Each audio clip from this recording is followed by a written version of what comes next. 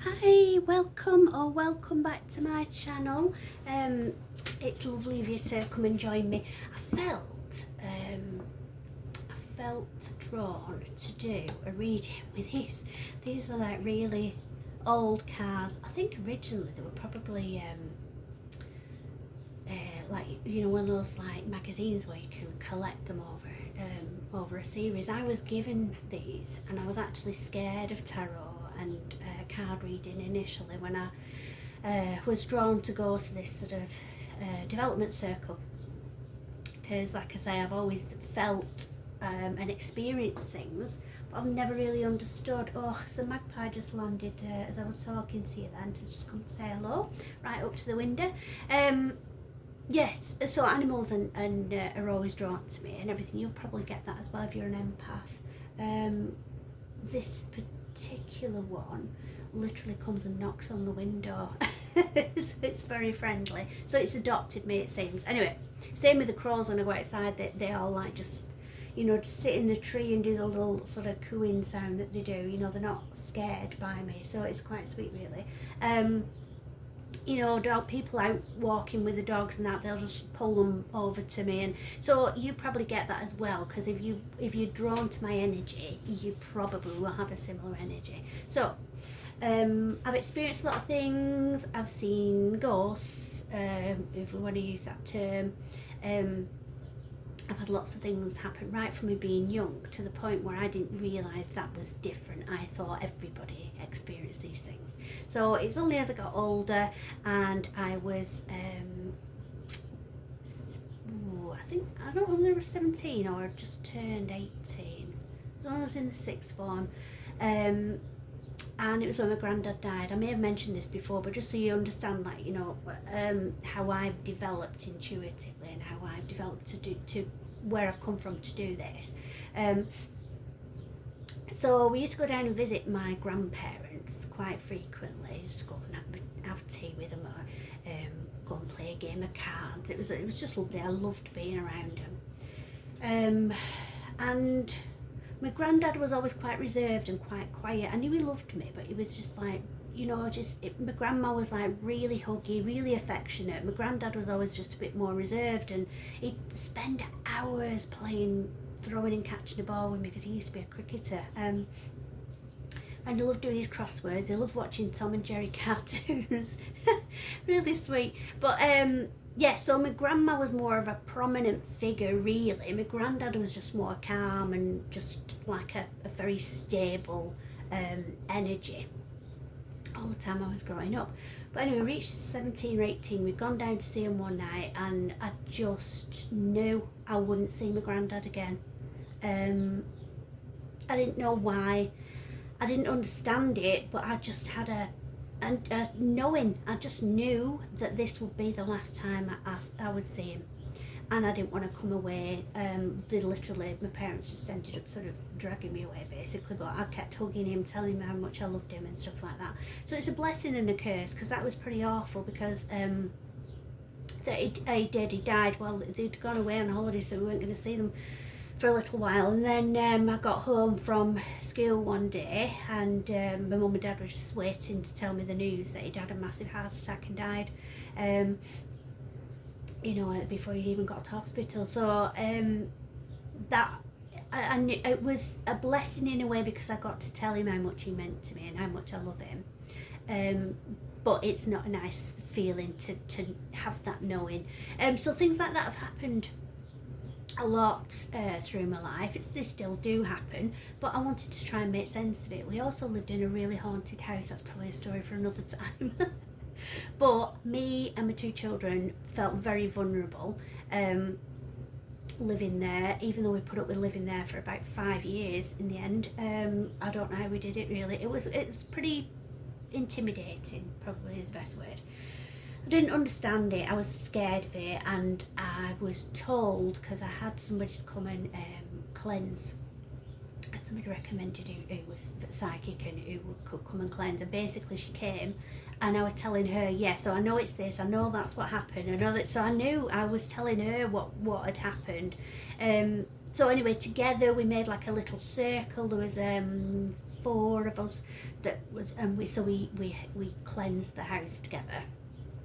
And she said, I know you're scared with all of this at the moment, because it was quite scary, because it impacted my kids as well, which is that feeling of it's something you can't protect them from, isn't very nice. Obviously, as a parent, I'm sure you'll understand if you are a parent as well. So she said, I know you feel scared at the moment, but this is something that you want to develop, and that you will, you're very gifted and you need to develop it. You'll be guided to do it. And I didn't believe it for a second. And then I felt the calling to go to this development circle. It shut down during COVID, so that stopped. I don't go to anything like that anymore, but it was just really nice just to go and feel like normal rather than people look at you when you sort of shared some of the things you've experienced and like, oh, whoa, no, that's not normal, So feeling a bit weird up until that point. It was really nice, and a very kind lady gave me these cards to learn with, and I was scared to death of using them. And what I did, I went through and I wrote all my messages on them, to help to learn the meanings of the cards. But they are basically a tarot deck, and I've got lots of other cards, and they're all fancy and nice pictures, but I still do gravitate towards these. These are the tarot deck that I use when I'm reading for myself, and I just felt the need to come on, not only to use these, but to do a divine counterpart journey reading for you. So because I felt drawn to do that, that tells me that, oh, you know who they're singing again, sorry about that. Oh, if you have just joined me for the first time, I've got a cuckoo clock. There's a story behind that as well. But it pops in with a little song every hour, so sorry about that. I just caught it the wrong time. So yeah, I'm feeling, because I'm drawn to do this, that you are feeling a bit of turmoil at the moment and not knowing quite what's going on with your divine counterpart, whether that be divine masculine or divine feminine. We'll find out a bit more as we read. I've not looked at the cards yet, but I have shuffled and cut them ready. Sorry about the smoke if it's getting in the way. So we'll just dive straight into it. So there's right, I'm given to say, because I don't go off the meanings either, just reading a book and telling you what that card means in a book. I don't go off that. I go off what I'm given, and also imagery and stuff like that. So it's not just what's written on a card. But what's written on this is roadblock, but what I'm given to say is that it's a bump in the road. So don't feel that this is like a dead end. It's like you've hit a wall and you're not going to get through it. It's a bump in the road. So whatever's happening at the moment, we'll find out a bit more, but it's only a temporary thing. Oh, okay, so there's a tower moment going on.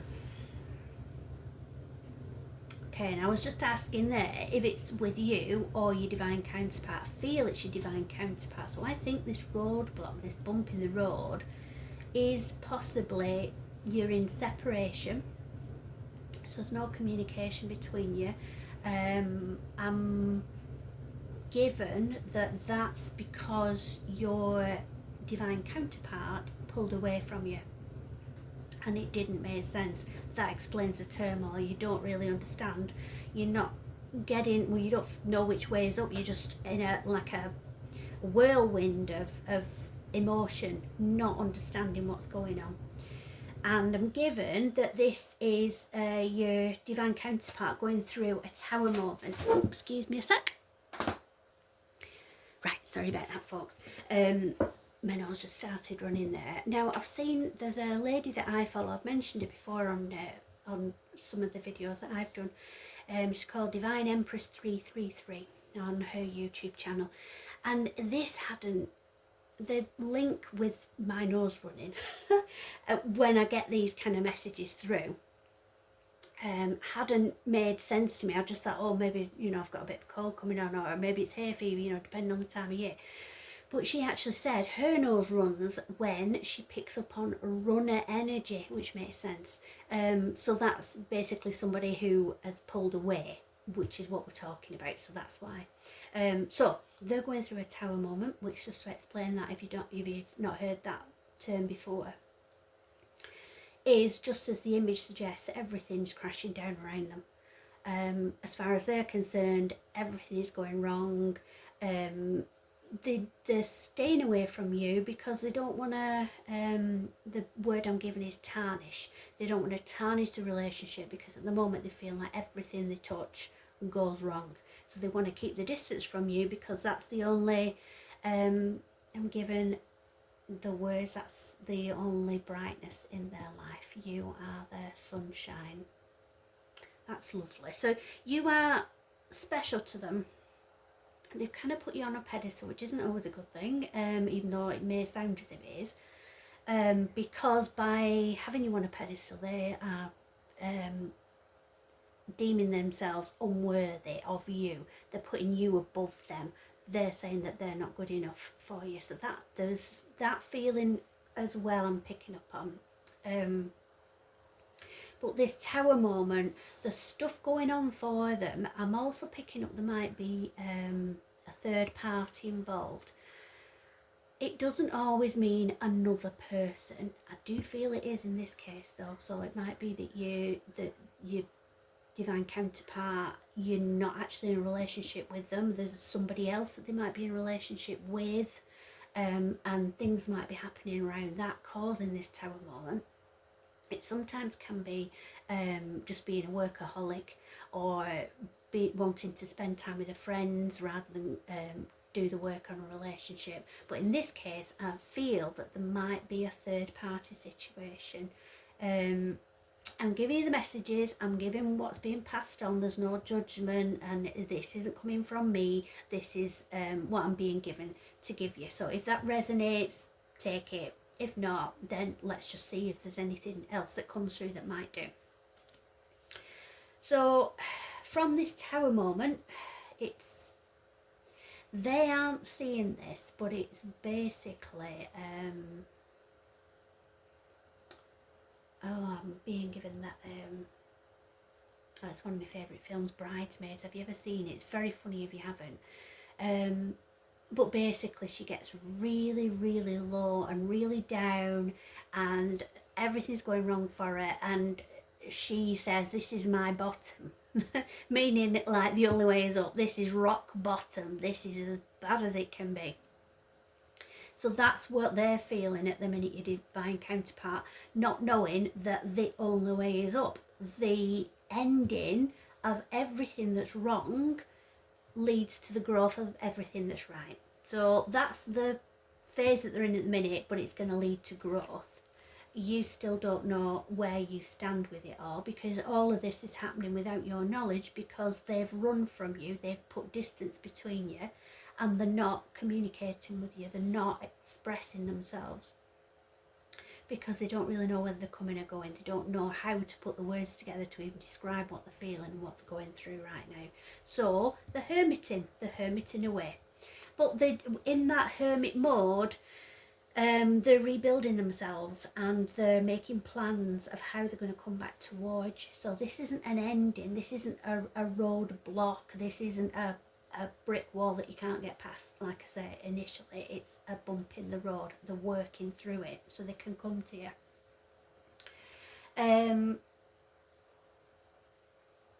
At the moment, I feel that they're in a dark hole with this and not seeing a way out of it, and they're just hiding away from everything, in the hope that they can start to feel more positive and they can start to climb out of this dark hole. But that's where they are at the minute.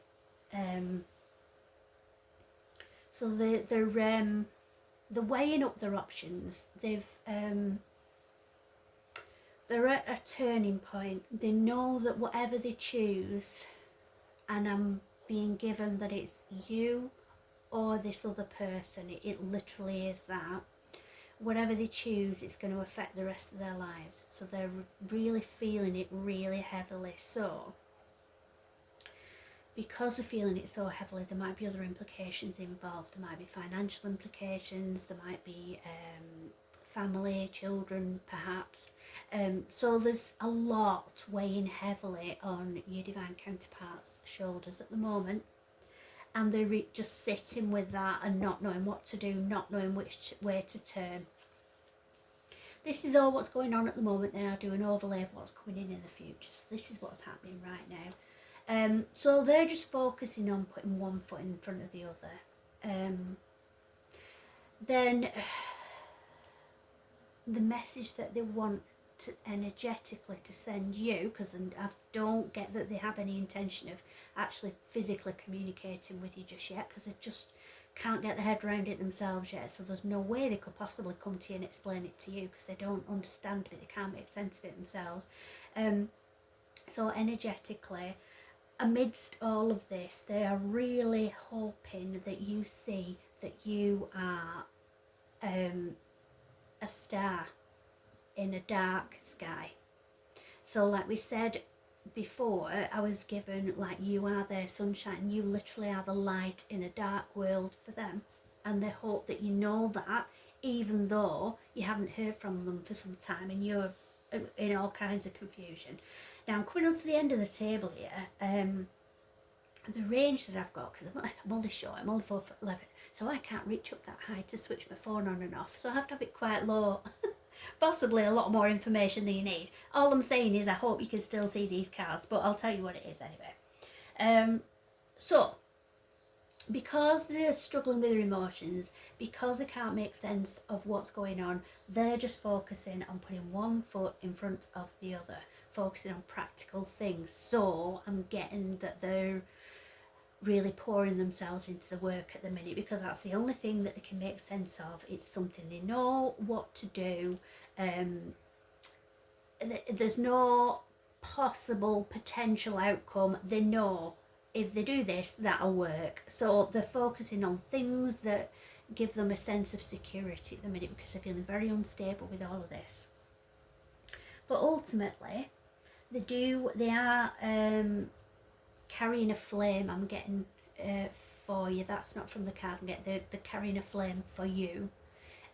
So the feelings are strong for you, whatever the background and circumstances are. You have brought a side out of them that they never knew that they had, I'm given. So they carry a lot of love for you. It's just they don't know what to do with it right now. And I'm given head and heart cognitive dissonance problem.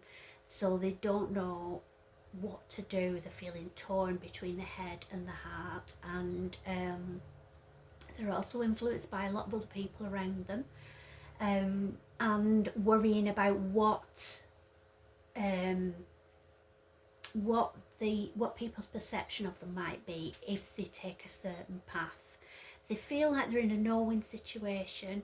They feel like whatever happens, they can't do right for doing wrong. That saying. There's pros and cons for whichever path they take at this turning point, and they just don't know what to do with it all. So they have a lot of love for you, that you are the light in their world, but they still don't know what to do with it all. So they're just still sitting in their energy. There's nothing happening at the minute. They're just freaking out, like a rabbit in headlights, I'm given. The clear goal, they know how they want to feel in life. They want to feel safe and secure and stable, but they can't figure out the battle that's going on in their mind, I'm given, is people's opinion of them is way more important to them than it should be. So they are weighing up whether to sacrifice love and happiness for things to continue as they are, and people to continue thinking of them as they do now. So that's where they're struggling with it all. But they do know how they want to feel in the future. So it's a case of waiting and see what happens. We'll find out now, because I'm going to do an overlay for the future. But right now, you might be tempted to go chasing after them, messaging them, going seeing them, ringing them up, whatever. Absolutely don't do that. They need the space. They need time to work this out for themselves before they even can speak to you, really. So don't be tempted to chase. So what's coming in? Right, so still in the same energy right now, strong feelings kept in. So they're a closed book at the minute. They've got all kinds of things bubbling under the surface, but if somebody was just to chat with them, they wouldn't be aware of any of this. They wouldn't be aware of any of the simmering emotions or passion or turmoil even that they're going through. They're just keeping it tight. They're playing the cards close to the chest. They're gonna have a bit of a breakthrough moment. Something I'm getting it's something that happens rather than them making a decision. There'll be something that comes to light, I'm given to say. Again, the darkness and the light, it's a theme through all of this, but there is some hidden, unknown information that's going to come out, that's going to make everything a bit clearer in their mind, I get. Again, community and a sense of belonging is still very strong in their mind, but they do also want to feel the love and the security and the comfort that they have in your energy. So they're contemplating, they're still weighing up what to do, head and heart situation. So this is the head thinking about what people think of them, this is the heart wanting to come to you with romantic gesture. So they're energetically reaching out to you to try and explain their absence, and they're hoping that you can see it from their point of view. So the hangman is look from the other perspective. That's hard to do because to do that you kind of literally have to park your emotions on the subject, take a huge step back and look at the bigger picture, and that's really hard to do, and it's a big ask for them to expect you to do that without even knowing the circumstances and what's going on, but that's what they're hoping that you'll be able to do. They're hoping that you can do that because they are really worried about losing you, because the longer that they take to figure this out for themselves, in their mind, the more chance there is of you giving up on them. There's disruption, so it's still not going smoothly for them, even coming in the future, but ultimately there's going to be wishes coming true and happiness, the start of something new, material stability, emotional stability, and sharing things. So what they've kept close to the chest, the feelings that they have pushed down, that's all coming out and that's all going to be shared with you. And then divine love, harmony and alignment. So it's not something that's going to happen quickly. It's up to you whether you want to wait for this and put the amount of energy in this, try and see it from their perspective without knowing anything that's going on at all. So there's always free will. So we might have an ultimate outcome from this reading, but I'm being given not to say yes, everything's going to be okay. It might not be, because you might not choose for it to be okay. You might think this is too much work, this is too much effort. I've been watching, I don't know if and again, I don't know where you're watching from. Let me know in the comments, because I really would like to know where you're watching from. And I don't know where gets it anyway, but I've been watching Married at First Sight UK. I love it, absolutely love it. It's just fascinating watching people and watching the runner chaser energy between people, watching these sorts of situations play out. And there are some people that you think, oh, you're just your own worst enemy, and just talk and explain how you're feeling. But that's easy for some of us. But for others, it's not that easy, and that could be for a lot of reasons. It could be that maybe they've been brought up to, like the old-fashioned saying, be seen and not heard, don't speak, your opinions don't matter, you're only a child, just do as you're told, and all of this kind of thing. So there might be many reasons why they feel uncomfortable expressing themselves, because they may not have ever been given the platform to do it. They may not have been asked, how are you feeling, what's going on with you, how are you doing, what you know, what's happening. Nobody may have ever spent that time or given them that love and that safe space to do that. So while some of us might think, well, just, you know, just come and tell me what's going on, it might be easy for us to do that. They might not feel it is. And also I'm just being given as well that they might be worried, it's a big concern of theirs, that if they are fully themselves, if they share everything that's been going on, if they disclose their feelings for you, if they share their emotions, that then is going to leave them vulnerable. And there's always the risk, this is from them, there's always the risk that you might not like the person that they actually are. So they may be worried about actually coming to you open, raw and vulnerable. I'm getting that they're not yet in the divine masculine energy, so they're still in the page energy, where they're not thinking, do you know what, I love this person, I'm going to tell them, and regardless of what the outcome is, because I need to express how I am feeling, because you can't influence somebody else's reaction, can you, in their response to whatever you say to them.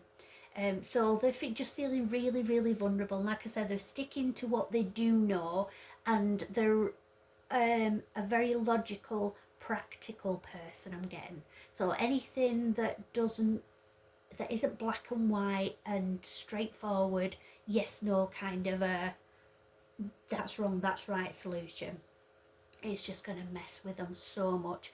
And because of the Tower moment, they're being forced into that energy and they're really struggling and they're spiraling. So free will, you have your own choice how you want this to play out. They've given the energy and being given the messages for what's actually going on right now, even though you don't know physically, you've not received any of this information. This is what's happening with them, and it's up to you how you want to progress with this, because it's not just about them, it's about you as well. And if you decide, actually, do you know what, I want something where it's so much simpler and I can be with someone who can communicate the feelings and who is just completely open with me and upfront no matter what's happening, then this might not be how you want to progress. So it's entirely up to you. Please let me know in the comments if it resonates with you, because I'd love to know if that is your energy, because it's very, very specific, all of that. And also please remember to subscribe if you haven't done already, because that's going to really help me. And also when we reach 100 subscribers, I'm going to be able to go live. And so when we do reach 100, if you've commented, I'm doing a little prize draw for you. If you've commented with the little fingers crossed emoji on any of the videos, whatever I've posted, if you put that little comment on, I'll enter you into a prize draw. And once we reach 100 subscribers or more, then I will pick at random somebody for a reading, a one-to-one reading with me. So please do that. Sooner we reach 100, the sooner I'll be able to do the prize draw. So invite all your friends as well that might be interested in this. And for now, hope you have a lovely day. Love and light to everybody.